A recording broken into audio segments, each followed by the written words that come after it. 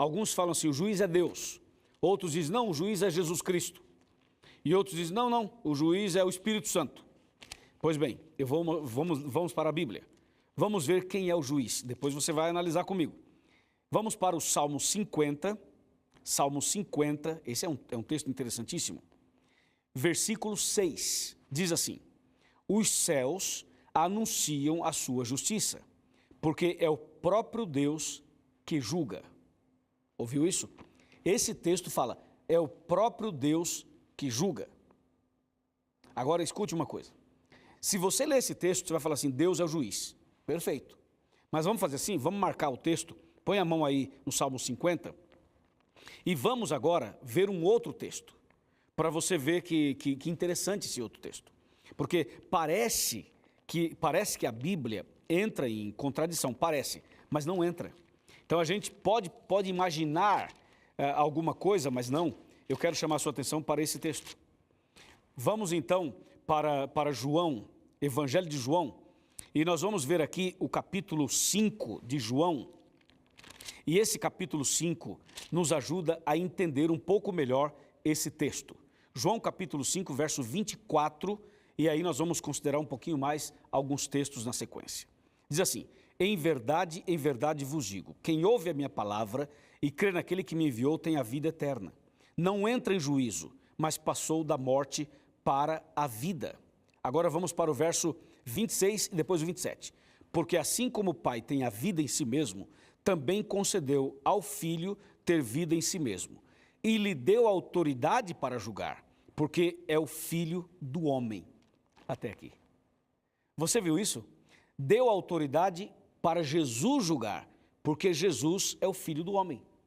Interessante. Bom, então nesse caso, quem lê esse texto fala assim, já sei, Jesus é o juiz.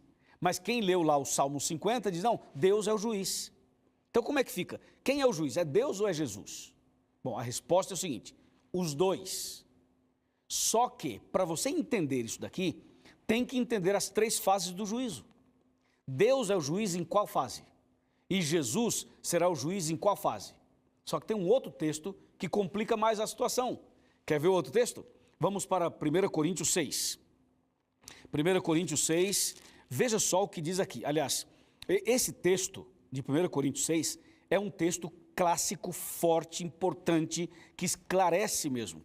Capítulo 6, verso 2. 1 Coríntios 6, verso 2. Fala assim, ou não sabeis que os santos hão de julgar o mundo?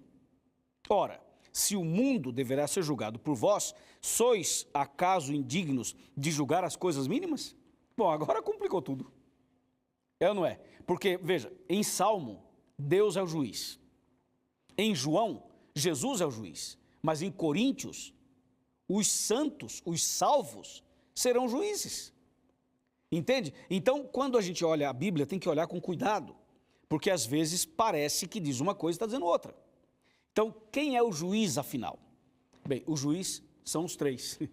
É Deus, é Jesus e serão salvos. Aí você diz, espera aí, pastor, como os três? É, os três. Só que o detalhe é o seguinte, cada um vai ser o juiz em uma das três fases. Por exemplo, na primeira fase, agora, Deus é o juiz. Na segunda fase, durante o milênio, os salvos serão juízes. E na terceira fase, depois do milênio, Jesus será o juiz.